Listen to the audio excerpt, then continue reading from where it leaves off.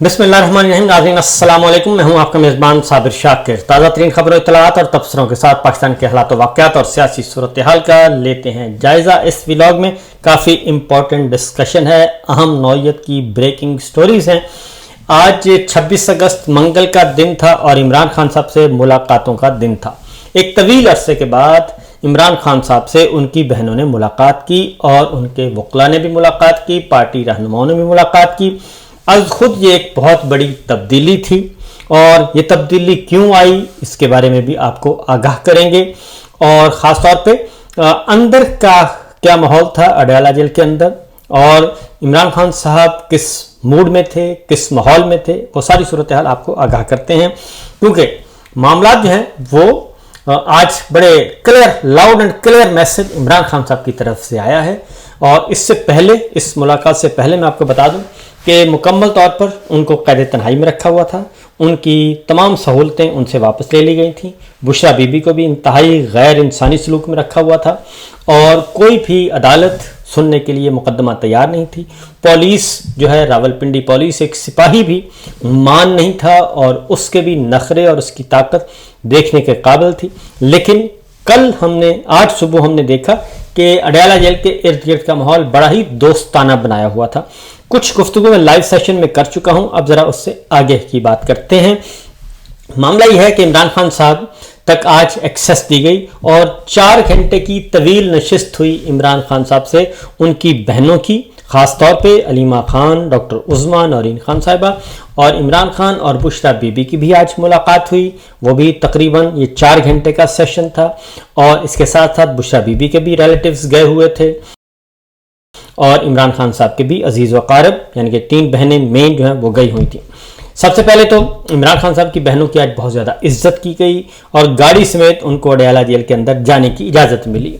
और फिर conference room में बैठे हुए की एक तस्वीर जेल हुक्काम ने जारी की और वो जाहिर है किसी और ने नहीं, जेल हुक्काम ने, और जेल हुक्काम से मुराद है हमारे भाई लोग जो हैं उन्होंने जारी की। पहली बात तो ये कि इमरान खान साहब काफ़ी एग्रेसिव थे और सेहत उनकी बिल्कुल फिट, सेहतमंद थे। उनकी एक आंख में थोड़ा सा दबाव था, सुर्ख हुई थी, ये बताया गया है। और अगली जो उन्होंने गुफ्तगू की है उसमें, इससे पहले मैं आपको बता दूं कि जो आज इमरान खान साहब ने जो गुफ्तगू की है वो दरअसल उनको टीवी की सहूलत बहाल की गई है। एक अखबार उन तक पहुंच रहा है और किताबें आज उनको पहुंचाई गई और तकरीबन 6-7 किताबें जो हैं वो भी उन तक पहुंच चुकी हैं। और इसके बाद उनको कुछ अंदाज़ा था कि बाहर की दुनिया में क्या हो रहा है, इसलिए उन तक ये सारी बातें पहुंची हुई थी कि किस तरीके से जनाब सोहेल वड़ाई साहब ने कॉलम लिखा, फिर अंसार अब्बासी साहब ने कॉलम लिखा, ख्वाजा आसिफ साहब मैदान में आए और उन्होंने एक मैसेजेस दिए कि जनाब किसी भी तरीके से इमरान खान साहब माफ़ी मांग लें, माफ़ी नहीं मांगनी तो माजरत कर लें, अफसोस का इजहार कर लें। अफसोस का इजहार ज़रूरी नहीं कि आप बाकायदा तौर पे फ़ौज के सामने करें या जनरल आसिम मुनीर साहब के सामने करें, किसी भी फोरम पे कर सकते हैं। ख्वाजा आसिफ साहब ने ये पेशकश की, कौमी असम्बली में आके कर दें, सूबाई असम्बली में कर दें, किसी प्रेस कॉन्फ्रेंस में कर दें, किसी अदालत में जाके कर दें तो मामला क्लोज हो सकता है 9 मई का। और इमरान खान साहब के साथ जो इस वक्त टसल चल रही है उनके खिलाफ इंतकामी कार्रवाइयाँ की जा रही हैं, ये सारी बातें इमरान खान साहब तक पहुँची हुई थी ऑलरेडी।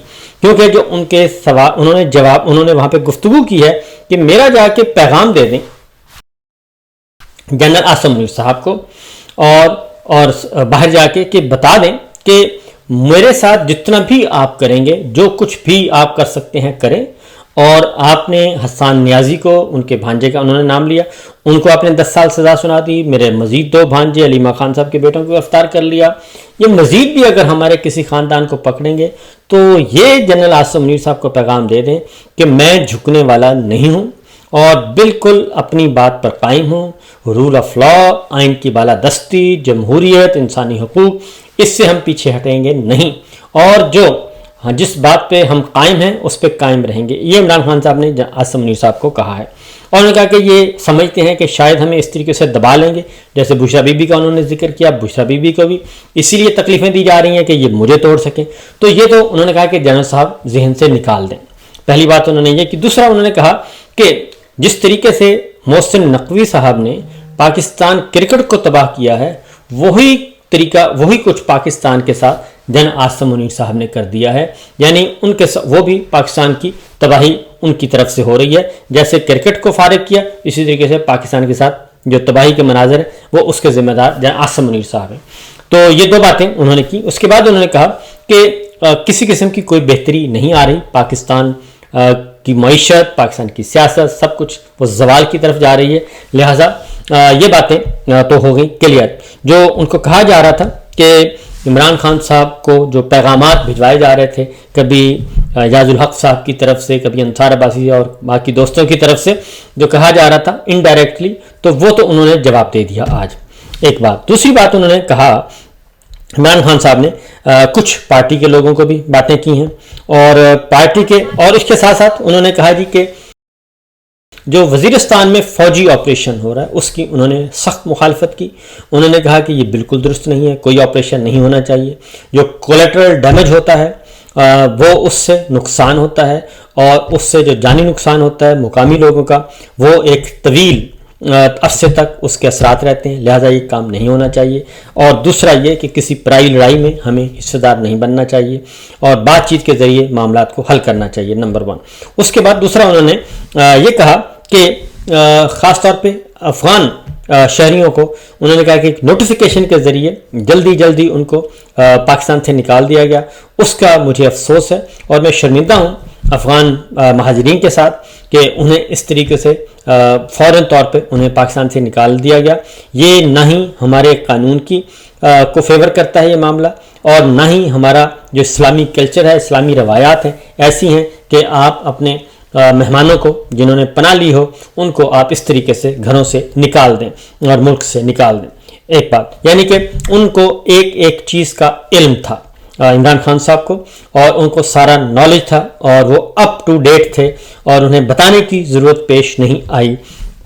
اگلی بات جی، عمران خان صاحب فل حشاش بشاش تھے، تندرست تھے، صحت مند تھے، اور بشرا بی بی بھی اکارڈنگلی صحت مند تھیں، اور ان پہ جو ایک مشکل فیز تھا وہ گزر گیا. ان کو کرنٹ لگا تھا اور ان کے کمرے کی حالت، کال کوٹڑی کی حالت واقعتاً خراب تھی. اس کے بعد عمران خان صاحب نے آگے پھر پارٹی والوں کے لیے کچھ ہدایات دی ہیں اور سلمان اکرم راجہ صاحب کا استعفیٰ مسترد کر دیا، اور انہوں نے کہا کہ آپ کام جاری رکھیں اور بالکل تگڑے ہو کے کام کریں. اس کے بعد انہوں نے یہ بھی کہا سلمان اکرم راجہ صاحب کے ساتھ ساتھ جو لیڈر آف اپوزیشن قومی اسمبلی اور leader of opposition senate Shibli Faraz صاحب کو ریپلیس کرنے کا تھا، تو وہ انہوں نے کہا کہ ابھی ضرورت نہیں ہے، جب تک کہ عدالتوں سے مکمل طور پر ریلیف کا امکان ختم نہ ہو جائے تب تک یہ دونوں ہی رہیں گے. ہاں البتہ اگر عدالتوں سے ریلیف نہیں ملتا اور عدالتیں بدستور اسی کالے سیاہ نظام کو اور جعلی نظام کو سپورٹ کرتی ہیں اور جج صاحبان ہمت نہیں کرتے، تو اس صورت میں پھر محمود خان اچکزئی صاحب ہوں گے لیڈر آف اپوزیشن قومی اسمبلی میں. اور سینٹ میں ابھی تک انہوں نے اعلان نہیں کیا. اعظم سواتی صاحب کا نام چل رہا تھا، لیکن اب سوشل میڈیا پہ کچھ خبریں آ رہی ہیں کہ شاید سینیٹر راجہ عباس صاحب جو مجلس وحدت المسلمین کے سربراہ ہیں ان کو لیڈر آف اپوزیشن بنایا جا سکتا ہے سینٹ میں. پنجاب اسمبلی میں بھی احمد خان بھچر صاحب بدستور رہیں گے ابھی تک جب تک کہ فیصلہ نہیں ہو جاتا. اسی طریقے سے جو اگلا عمران خان صاحب نے ایک اور اعلان کیا ہے، اور وہ میں سمجھتا ہوں کہ بڑا میسج ہے آنے والے دنوں کے لیے، اور وہ یہ کہ ایک تو ضمنی الیکشن سے انہوں نے روک دیا ہے. انہوں نے کہا ضمنی الیکشن میں حصہ نہیں لینا، اور یہ انہوں نے اپنی رائے دی ہے.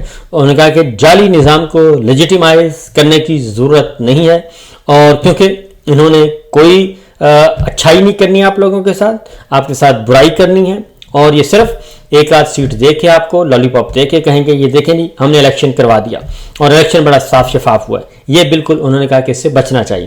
ہاں البتہ انہوں نے کہا کہ اگر پھر بھی کوئی میری رائے پہنچائیں جا کے پولیٹیکل کمیٹی کو، اور پولیٹیکل کمیٹی پھر بیٹھے اور کل مجھے واپس آ کے بتائے کہ پولیٹیکل کمیٹی نے کیا فیصلہ کیا، لیکن حتمی فیصلہ میں کروں گا کہ کیا کرنا ہے اور ضمنی الیکشن میں حصہ لینا ہے یا نہیں لینا، یہ فیصلہ میں نے کرنا ہے. اگلا جو امپورٹنٹ ہے جی وہ ہے کہ عمران خان صاحب نے پاکستان تحریک انصاف کے تمام ارکان قومی اسمبلی کو یہ حکم دیا ہے کہ قومی اسمبلی کی قائمہ کمیٹیز اور سب کمیٹیز جو ہیں کوئی بھی اس میں سے آپ نکل آئیں اور استعفے دے دیں، اور قائمہ کمیٹیوں کے سربراہان ہوں یا آپ قائمہ کمیٹیوں کے ممبر ہوں، آپ اس سے نکل آئیں۔ مطلب یہ ہے کہ آپ کسی بھی پروسیس کا حصہ نہ بنیں، آپ قومی اسمبلی کے رکن ہیں، آپ اپنا رول ادا کریں، آپ حکومت کے ساتھ کسی قسم کی کوئی کوآپریشن نہیں کریں گے، حکومت کے ساتھ کسی بھی فورم پہ نہیں بیٹھیں گے، آپ ان سے الگ ہو جائیں۔ اور یہ ایک واضح پیغام ہے۔ اس کا مطلب کیا ہے؟ اس کا مطلب یہ ہے کہ جتنی بھی لیجسلیشن ہوتی ہے وہ ساری قائمہ کمیٹیوں میں جاتی ہے، اور قائمہ کمیٹیوں میں وہاں پہ پھر اکثریت کی بنیاد پہ مہر لگوائی جاتی ہے کہ جناب سب موجود تھے، یہ واک آؤٹ کر بھی دیں، بائک آؤٹ بھی کر دیں، تب بھی وہ کہتے ہیں جناب وہ موجود تھے اور اس پروسیس کا حصہ تھے، لہذا وہ سارے معاملے سے انہوں نے کہا کہ اپنے آپ کو الگ کر لیں اور حکومت کے ساتھ کسی قسم کا تعاون نہیں کرنا۔ نون لیگ پیپلز پارٹی یہ چونکہ الیکشن چور ہیں، جعلی مینڈیٹ لے کے بیٹھے ہیں، اس لیے ان سے نکل آئیں۔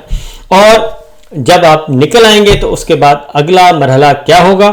اگلا مرحلہ جناب، اگر وہ قائمہ کمیٹیوں سے مستعفی ہو رہے ہیں تو پھر اگلے مرحلے پہ عمران خان صاحب جو ہیں وہ قومی اسمبلیوں سے بھی، قومی اسمبلی اور صوبائی اسمبلیوں سے بھی نکل سکتے ہیں، استعفے دے سکتے ہیں، کیونکہ یہ چیز جو ہے وہ اسی طرف اشارہ کر رہی ہے کہ یہ پہلا سٹیج ہے، پہلا مرحلہ ہے کہ جو عمران خان صاحب نے کیا ہے، اور پارٹی کو واضح طور پر پیغام دیا ہے کہ یہ جو آپ گڈی گڈی کرتے ہیں، گڈی گڈی کھیل رہے ہیں، یہ گڈی گڈی کھیلنا چھوڑ دیں اور اپنی اہمیت کو پہچانیں۔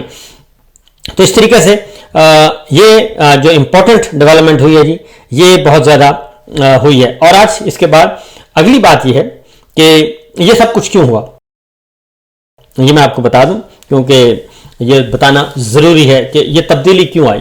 تبدیلی سر اس لیے آئی ہے کہ پریشر بہت ہے، اور انٹرنیشنل پریشر بھی ہے، اور خاص طور پہ علیمہ خان صاحبہ کے بیٹوں کو جو اٹھایا گیا ہے 27 ماہ کے بعد، اور اس کی وجہ سے انسانی حقوق ایمنسٹی انٹرنیشنل نے بھی اس پہ بیان جاری کیا، نمبر 1۔ نمبر 2، یہ جو 9 مئی کے سو کالڈ جو عدالتیں ہیں وہ وہاں سے جو سزائیں دلوائی جا رہی ہیں، سینکڑوں سال مجموعی طور پر قید کی سزائیں، اور پھر کل جو رانا ثناء اللہ صاحب کے ڈیرے کو بھی GHQ کے برابر کا درجہ دے دیا گیا، تو یہ جو سزائیں ہو رہی ہیں ان کی تنقید ہو رہی ہے عالمی سطح پہ۔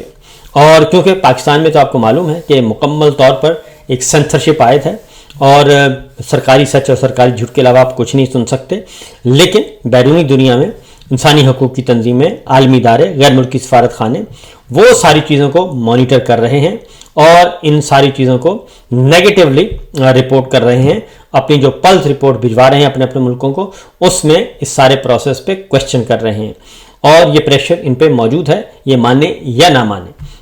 ایک بات، دوسری بات ہے کہ یہ جو برسلز کی تقریر تھی، خاص طور پہ میں آپ کو بتا دوں، برسلز کی تقریر نے جنرل عاصم منیر صاحب کو بہت زیادہ ڈیمیج کیا ہے، اور چونکہ پاکستان میں خبریں نہیں آتی اس لیے آپ لوگ اتنا زیادہ اس کی شدت سے واقف نہیں ہیں، کیونکہ ہم بیٹھے ہیں باہر، اور ہمیں معلوم ہے کہ برسلز کی تقریر جو ہے جنرل عاصم منیر صاحب کی، وہ بنیادی انسانی حقوق کی خلاف ورزیوں کا ایک منبع تھی، پولیٹیکل وکٹمائزیشن کا ایک اعتراف تھا، اور اس میں بہت سارے اعترافات کیے جنرل عاصم منیر صاحب نے برسلز میں بیٹھ کے، یورپی یونین کے ہیڈ کوارٹر جہاں پہ ہے برسلز کا سٹی جو ہے وہاں پہ بیٹھ کے جو کیا، وہ ذوق شوق سے انہوں نے کر تو لیا، لیکن اس کا جو اثرات ہیں وہ بہت ہی نیگیٹو ہوں گے، اور جنرل صاحب کے بارے میں کوئی جو پہلے اگر کہیں کوئی اچھی رائے تھی بھی تو وہ بھی رائے تبدیل ہو چکی ہے۔ اسی لیے سہیل وڑائی صاحب کا معاملہ جو ہے کافی دور تک پہنچا ان کے ایک کالم کا۔ تو بہرحال ایک تو وجہ یہ تھی۔ دوسرا، عمران خان صاحب کو چیک کرنا چاہ رہے تھے جناب جنرل صاحب کہ ذرا دیکھتے ہیں کہ عمران خان صاحب کے مزاج کیسے ہیں، موڈ کیسا ہے، اور کوئی فرق پڑا کہ نہیں پڑا۔ تو عمران خان صاحب نے بتا دیا کہ وہ وہیں پہ کھڑے ہیں جہاں پہ تھے، اور انہوں نے واضح طور پر انہوں نے ایک اگلی بات کی ہے اپنی پارٹی کو کہ جناب سب کو کہا ہے کہ یہ پارلیمان جو ہے یہاں پہ صرف آپ سمبولیکلی بیٹھے ہیں، اور اس کا آپ کے ساتھ اتنا ہی حصہ ہے، آپ نے تحریک پہ زور دیں، اور جو حقیقی آزادی کی تحریک ہے اس پہ زور دیں۔ الٹیمیٹلی یہ فیصلہ سڑکوں پر ہی ہونا ہے، اور اس کے لیے پھر اگلا جو اعلان ہے اور اگلی جو پلاننگ ہے وہ کر کے بیٹھے ہیں. انشاءاللہ ہم ہی آپ کو بتائیں گے وہ خبریں کیا ہیں. ایک اور خبر جاتے جاتے جی وہ ہے مرزا محمد علی صاحب کے بارے میں. اور مرزا محمد علی جہلم کے آپ مشہور و معروف شخصیت، وہ ان کو کل گرفتار کیا گیا تھا. پہلے کہا گیا 3 MPO کے تحت گرفتار کیا گیا ہے، لیکن اب ان کے خلاف توہین مذہب اور توہین رسالت کا مقدمہ درج کر لیا گیا ہے، اور ان کی اکیڈمی سیل کر دی گئی ہے. ان کے گھروں پہ پہرا بٹھا دیا گیا ہے، اور ان کو بھی سخت حفاظتی انتظامات میں تحویل میں لے لیا گیا ہے. تو یہ صورتحال ہے، یہ سچویشن ہے. ان کی تقریر، ان کا جو لیکچر تھا، وہاں سے کچھ حصے قابل اعتراض رپورٹ ہوئے، اور اس کی بنیاد پر یہ مقدمہ درج ہوا. تو دیکھیے اس کا نتیجہ کیا نکلتا ہے. اس وقت مرزا صاحب کے بارے میں جو خبریں جاری ہو رہی ہیں، اور انٹرنیشنل میڈیا بھی اس کو اب کور کرنا شروع ہو گیا ہے، کیونکہ یہ معاملہ اب انٹرنیشنلائز ہو رہا ہے. اجازت دیجیے، اللہ حافظ.